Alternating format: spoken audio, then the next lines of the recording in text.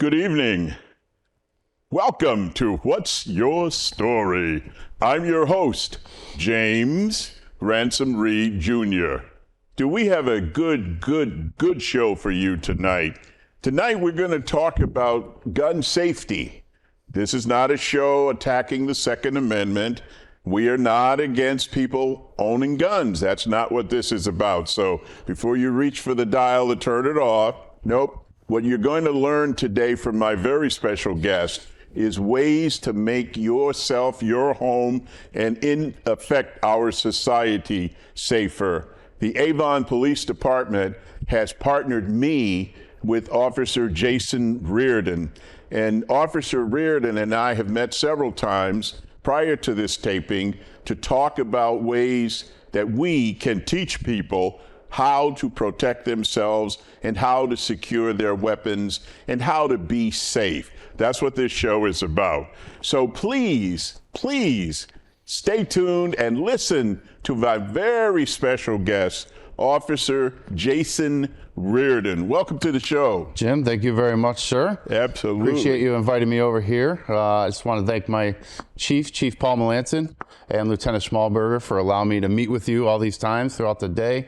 I don't know how many times we met, 4 or 5 times. Yeah, absolutely. Just kind of talk about A, B, and C. But yeah, once again, thank you very much. No problem. Yeah. I also want to thank those individuals that Officer Reardon mentioned, because without you guys, this wouldn't have happened. So thank you so very much for being concerned and educating us. Okay, so I'd like to start off, may I just call you Jason? Jason's fine. All right, yeah. I'd like to start off, Jason, by having our guests tell our audience a little bit about your background. Like, where were you born?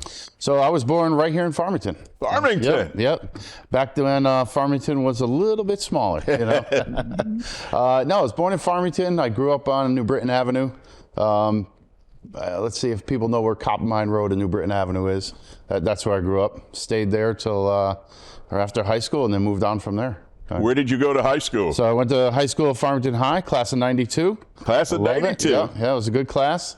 It was, you know, a little different. We still had auto shop and woodworking and, you know, all those classes that helped me get through. But yeah, great teachers, you know, classmates, you know, like I said, I see a few here and there, talk to a few here and there, and everybody's just kind of seems to have spread out across the world, you know. So, sure. Yeah. What was your high school mascot?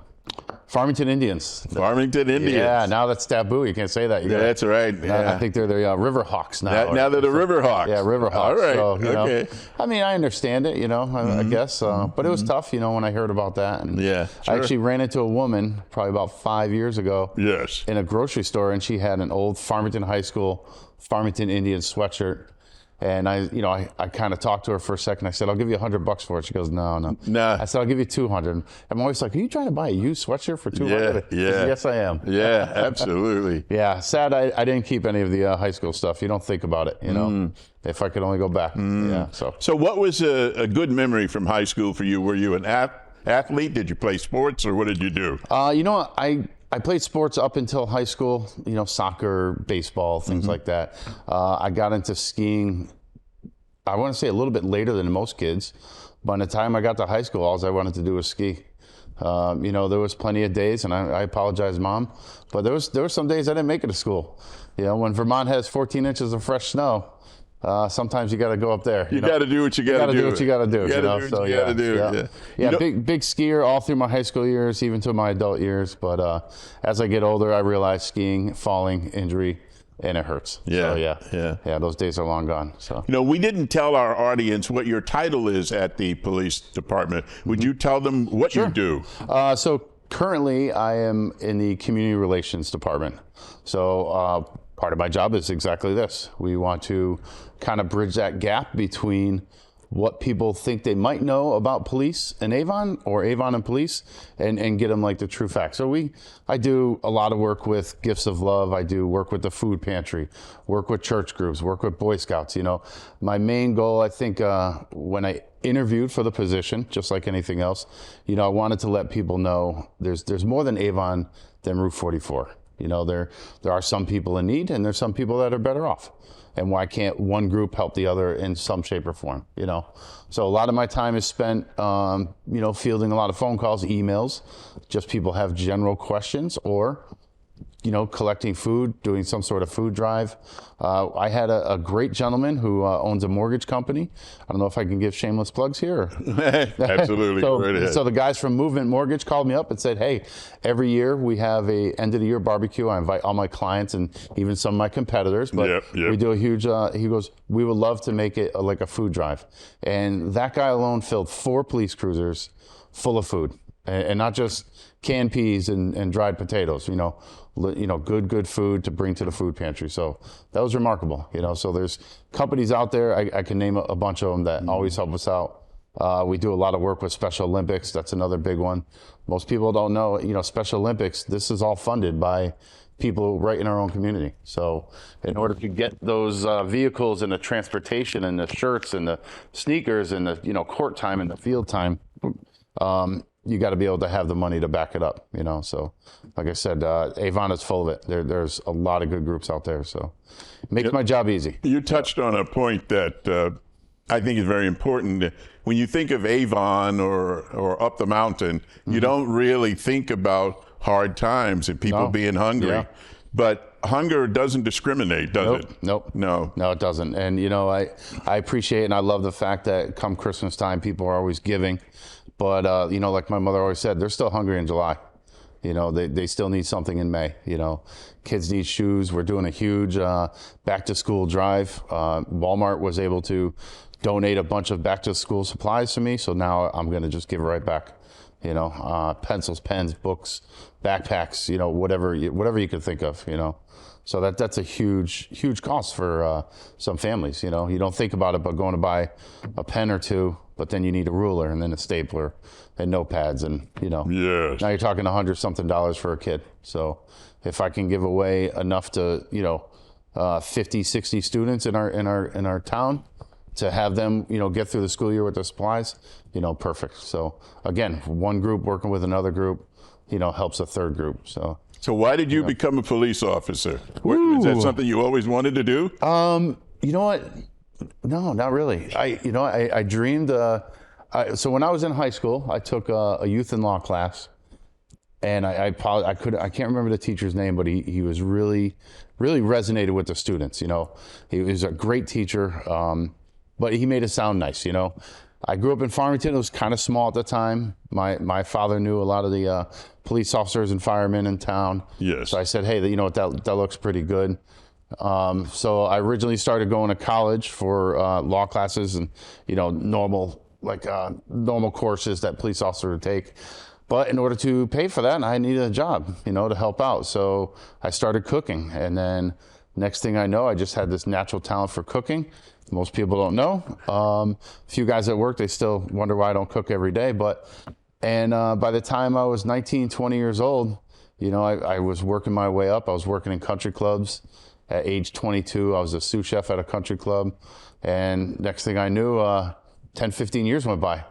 And so my wife, God bless her, she was talking to a West Hartford police officer, and she was mentioning how, oh, my husband always talked about being a police officer, but she's like, well, have him apply. He's like, yeah, he's a little bit older, you know. He's 35, you know, he's going on 36. He goes, it's okay, there's no age limit. So she dared me to take a test. I took a test, took another one.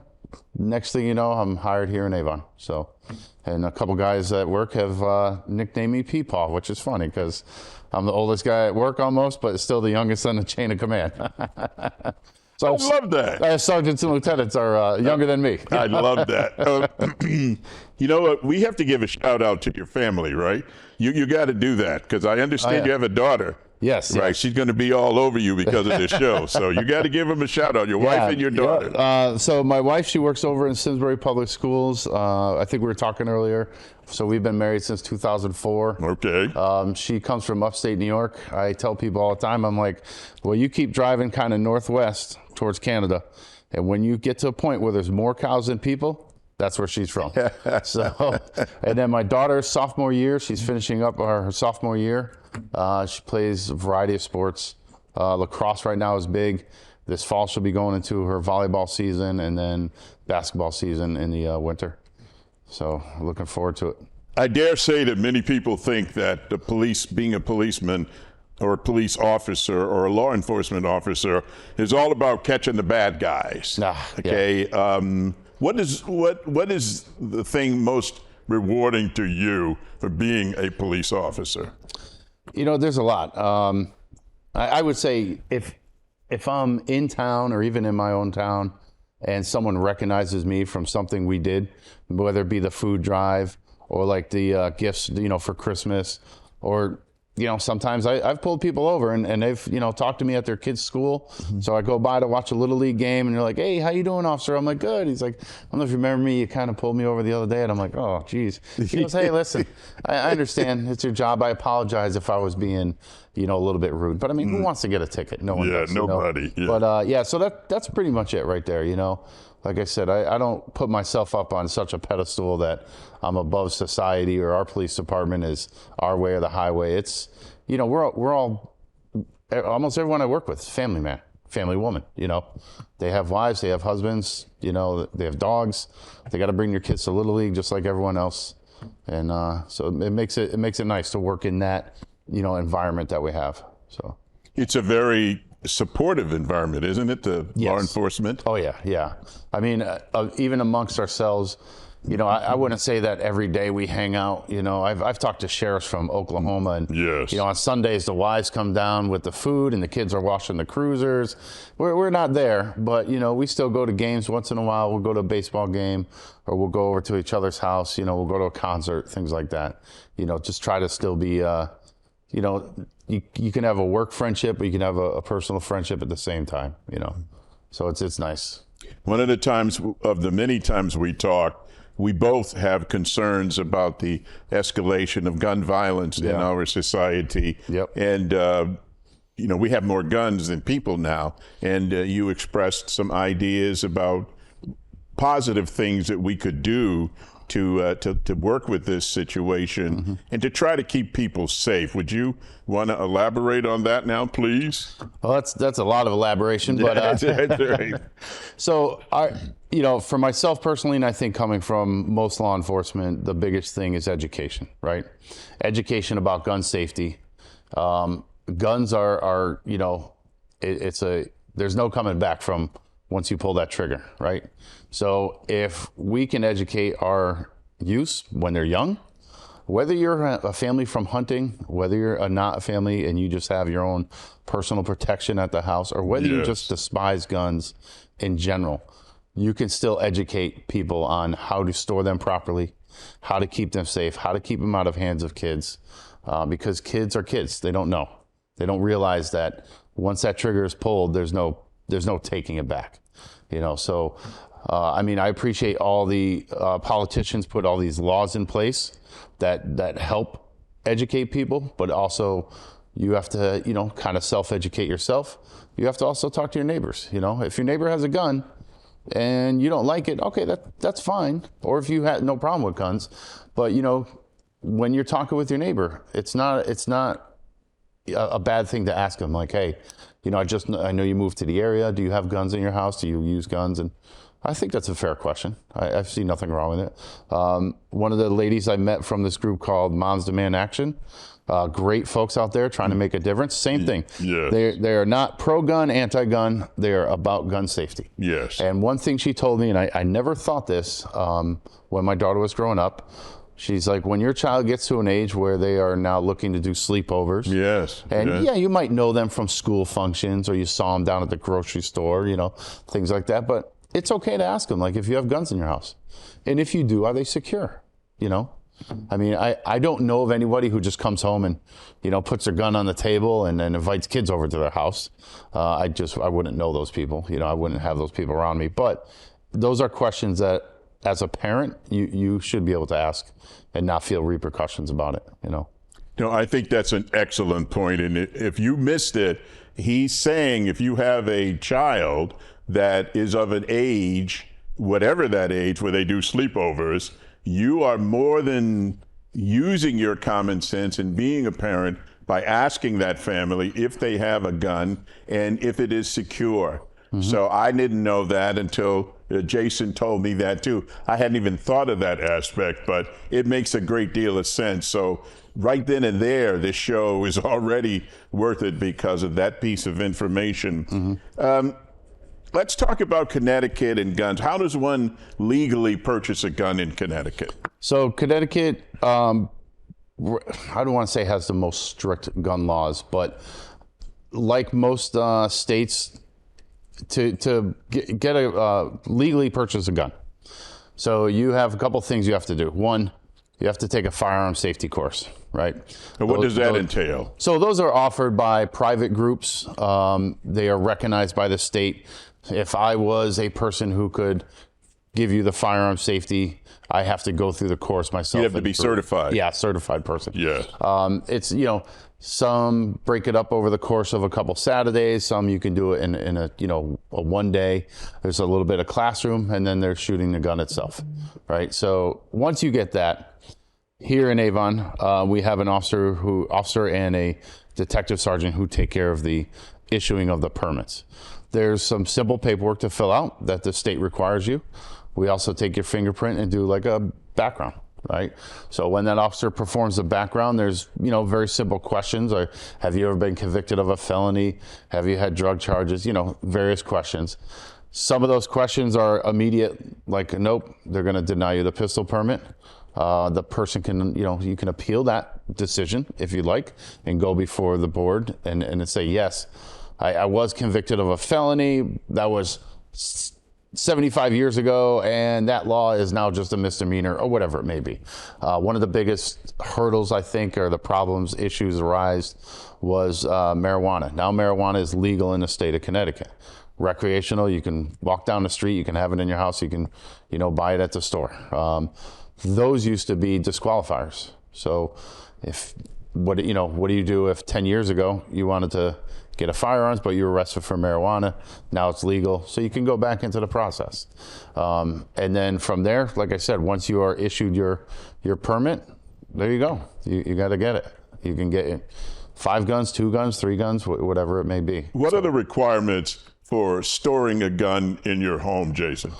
So 2018, I believe it was, Ethan's Law. So it requires you to keep your gun in a safe with limited access. What's Ethan's Law? So Ethan's Law, for people who don't know, so wasn't it about a young boy? Yep, there was a young boy at his friend's house. Yep. Without going into all the details. Yep.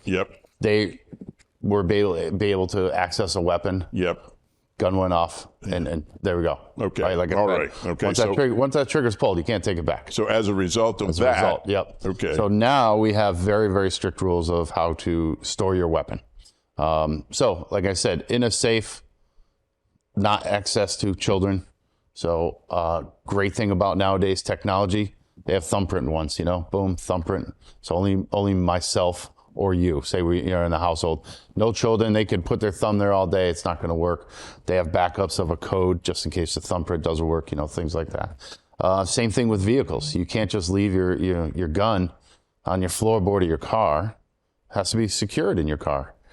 So you, as a result of those things, if your gun is taken from your house and it's not properly stored, yeah. I break into your house and I'm rummaging through your top drawer looking for, jewelry, medication, or whatever it may be. Yes. And your gun's just sitting there. I take it, great.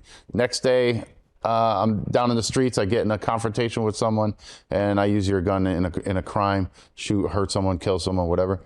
You could be held responsible as well. You didn't pull the trigger, but you were not, securing that weapon, right? You made it, easy for someone. Accessible. There you go. Yeah. So that's what our goal as law enforcement, as a lot of private groups out there. We want to educate those people. If you have a weapon, that's great. Get it stored properly. I mean, and nowadays Amazon, you can order anything and have it at your house within about 3-4 hours. It seems, But you can get a safe. You can go to Tractor Supply and buy a safe. You can go to Home Depot, buy a safe. There's a million places that sell safes. One thing we found, and I've come across myself, people have a safe and they're like, "Yeah, I got my safe. It's right here." And I'm like, Well, you just have a briefcase with a really cool name on it. Your safe has to be secured to the floor, or one of the big safes that, you need 4 or 5 guys to move anyway. So having a safe that's more or less, I could just walk out the door, spend some time in my buddy's garage and cracking it open is not going to help anyone. So. Are there any limits on the number of guns I can buy once I've had this safety course? No. We have a limit on magazine capacity, meaning I can't, as a regular citizen, have a handgun with a 13-round, 14-round, 30-round capacity, right? So the idea and the logic behind that is if you can only carry so many rounds of ammunition at once, it lessens the, I guess the bad things you could do with it, right? So. Are there any limits on the type of guns I could buy? Assault, can I buy an assault rifle or weapon in Connecticut? Yeah, so that's a huge debate as far as what is, an assault weapon is an assault weapon. I mean, any gun's an assault weapon, if you look at it that way. If the big hot topic, right? The AR-15s, they're not machine guns, right? Nobody can buy a machine gun here. Law enforcement can't buy a machine gun. So every weapon, that can be legally purchased is to put it in the simplest way, is a single pull of the trigger, right? Now you might have some specialty groups such as SWAT who have like a more automatic, it's like a 3-burst or a full automatic, but we're talking very rare cases. So you can't walk into Dick's Sporting Goods or the Hoffman gun store and be like, yeah, I want to buy an AK-47. That's just not going to happen, with a 35-round magazine. That's not how it works. Now, illegally, sure, I'm sure you can get your hands on get anything. However much money you want. Yeah, I'm sure you can, buy a Sherman tank if you wanted to. Yeah. So that's the unfortunate part. So with this permit that you have to get in this training, on the questionnaire itself, does it ask anything about your mental health? If you're on any kind of psychotropic drugs or mental... I don't know the answer to that. Okay, all right. But that is a huge, I guess, issue we have. Most people, like the unfortunate incidents we've had across this country recently, it always comes out afterwards, it seems. Oh, he had mental problems. Yeah. Oh, the police were at his house several times for mental issues, psychological issues, whatever it may be. So that is part of like I said, the education people need to be aware of, about your neighbors, about your friends, or whoever it may be. It's always unfortunate when something tragic occurs that all the information comes out after. The neighbors come out after, oh, he was crazy. I mean, really?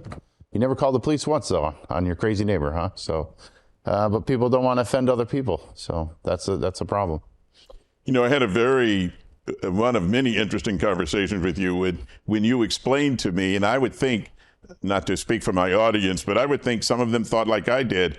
If you are in your house, you're looking out your window, and somebody's breaking into your car, and you go get your gun and shoot them. Yeah, don't do that. Don't do that. Right? Explain why. Well, they're stealing my car, man. I hear you. They're stealing a car. You know what? It's unfortunate. Car thefts are huge. They are on the rise. They are getting, before it was like lock your car at night, leave lights on. No, I mean, this is happening 11 o'clock in the morning, 2 o'clock in the afternoon, in front of the CVS, in front of your house. You do not want to shoot a person who's stealing your car. They are now not a threat to you. You're going to go away. We're not going to go into every logistic part of it, but lawyers will. But at that point, we tell people, call the police. Yes, it's frustrating. They're stealing your car, but if you're in your second-story window and they're all the way outside, you're safe. They're not here for you, Granted, if you're outside and they pull a gun on you and you pull a gun on them, okay, let's let lawyers and laws figure that part out. I mean, we can't play the what if scenario because there's just too many. But yeah, don't shoot them through the second-story window. My mom said the same thing. She'd go, as soon as they touch my car, I'm shooting them. I'm like, oh, Mom, you're too old to go to jail. So that's all the time we have for part one of this interview with Officer Jason Reardon from the Avon Police Department. Thank you for being here. Oh, thank you very much. We'll jump right into part two. Everybody has a story. what's yours? Until next time, I'm your host, James Ransom Reed, Jr. Good night.